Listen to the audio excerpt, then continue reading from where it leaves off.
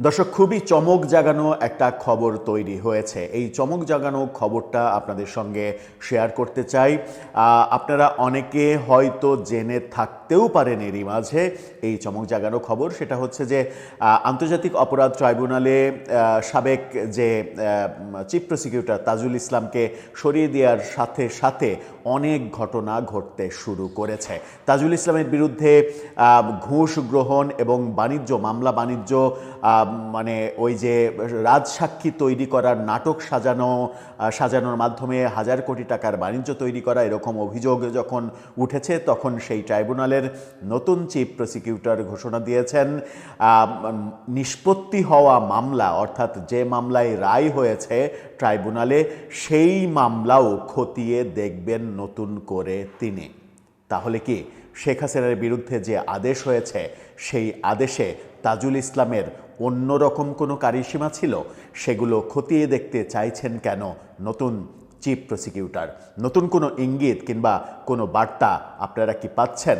অনেক কথা বুঝে নিতে হয়, অনেক কথা মুখ ফুটে বলা লাগে না।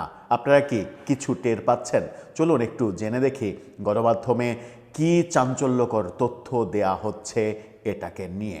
থাকবেন পলিটিক্স টিভির নিয়মিত আয়োজনে।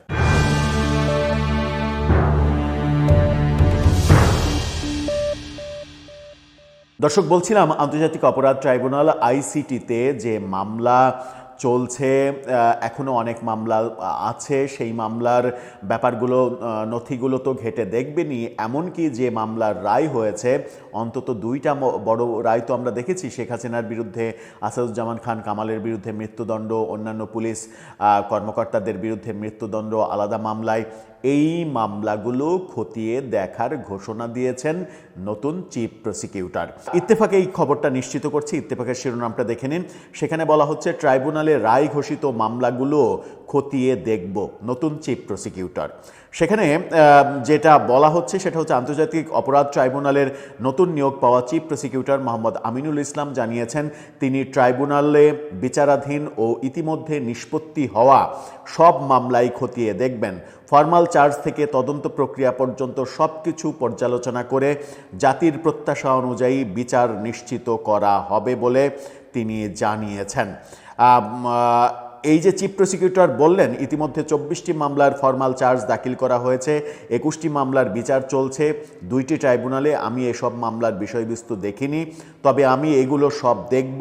ফরমাল চার্জগুলো ঠিক হয়েছে কিনা, তদন্ত যথাযথভাবে হয়েছে কিনা, এগুলো সব আমি দেখব। জাতির আকাঙ্ক্ষা অনুযায়ী যাতে আমরা বিচারগুলো করতে পারি সে বিষয়ে যথাযথ পদক্ষেপ নেব এবং সেই সিদ্ধান্ত আমি নিয়েছি। রায় ঘোষিত মামলার বিষয়ে জানতে চাইলে তিনি বলেন, যে রায় হয়ে গেছে সেগুলো আমার দেখবার সুযোগ হয়নি, তবে সেগুলো সবগুলো দেখার এখন সুযোগ রয়েছে। সেগুলোও আমি খতিয়ে দেখব যে কি হয়েছে, কোন প্রক্রিয়ায় হয়েছে, সঠিক প্রক্রিয়ায় হয়েছে নাকি ভুল প্রক্রিয়ায় হয়েছে। এই টোটাল ব্যাপারটা তিনি দেখতে চেয়েছেন। কিছু কি আন্দাজ করতে পারছেন? আমার মনে হয় যে এতটুকুতেই কিছু আন্দাজ করার কথা।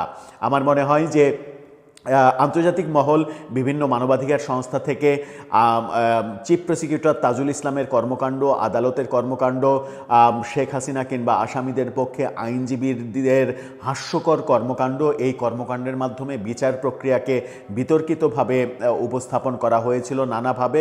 সেই বিতর্ক যেন না থাকে সেই কারণে চিফ প্রসিকিউটর নতুন করে সেগুলো খতিয়ে দেখতে চাইছেন। এতে কি এরকমটাও হতে পারে যে রায় হয়েছে সেই রায়ও উল্টে যেতে পারে? দর্শক, আপনার কাছে সেই প্রশ্ন, উত্তর জানিয়ে লিখতে পারেন আমাদের কমেন্ট বক্সে।